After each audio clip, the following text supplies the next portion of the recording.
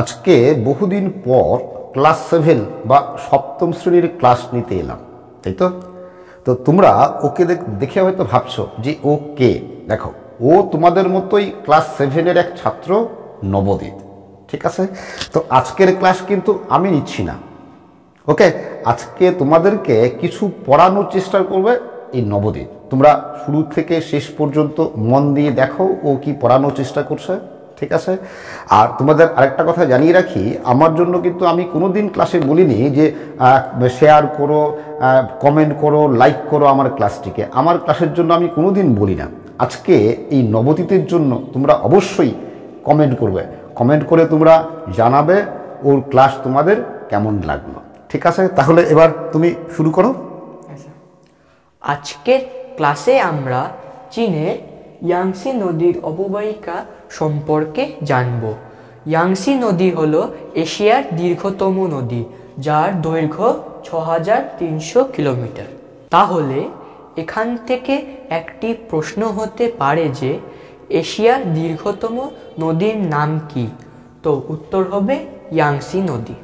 এবার তোমরা বোর্ডে লক্ষ্য করো, ইয়াংসি নদীটি কুয়েনলুন পর্বতের দক্ষিণে গোলাডাংডং পর্বতশৃঙ্গ থেকে উৎপত্তি লাভ করে চীনের উপর দিয়ে পূর্ব দিকে প্রবাহিত হয়ে পূর্ব চীন সাগরে মিশেছে।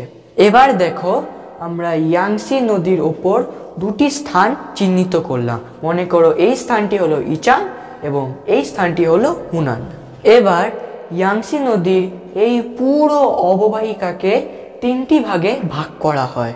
এই উৎস অঞ্চল থেকে ইচাং পর্যন্ত অববাহিকার এই অংশটিকে সেজুয়ান অববাহিকা বলা হয় এবং ইচাং থেকে হুনান পর্যন্ত অববাহিকার এই অংশটিকে হুনান প্রদেশ বলা হয়। আর হুনান থেকে মোহনা পর্যন্ত অববাহিকার এই অংশটিকে বদ্বীপ অঞ্চল বলা হয়।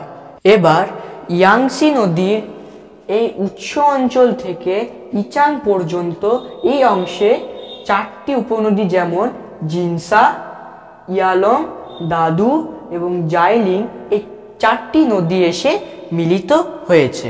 এই নদীগুলি মিলিতভাবে পলি সঞ্চয় করে সেজুয়ান অববাহিকা গঠন করেছে। এই অংশটি লাল রঙের বেলে পাথর এবং লাল রঙের মাটি দিয়ে তৈরি, তাই এই অংশটিকে রেড বেসিনও বলা হয়। এবার দেখো, এই ইচাং থেকে হুনান পর্যন্ত অববাহিকার এই অংশটি সমতল এবং উর্বর পলি মাটি দ্বারা গঠিত, তাই হুনান প্রদেশে প্রচুর ধান চাষ হয়। তাই হুনান প্রদেশকে চীনের ধানের গোলাও বলা হয়। এখান থেকে একটি প্রশ্ন হতে পারে যে চীনের ধানের গোলা কাকে বলে? তো উত্তরটি হবে হুনান প্রদেশকে। ধান ছাড়াও এখানে গম, কার্পাস, আখ, তৈলবীজ এসব ফসল প্রচুর পরিমাণে চাষ হয়। তাই ইয়াংসি নদীর এই মাঝের অববাহিকাকে চীনের শস্য ভাণ্ডারও বলা হয়।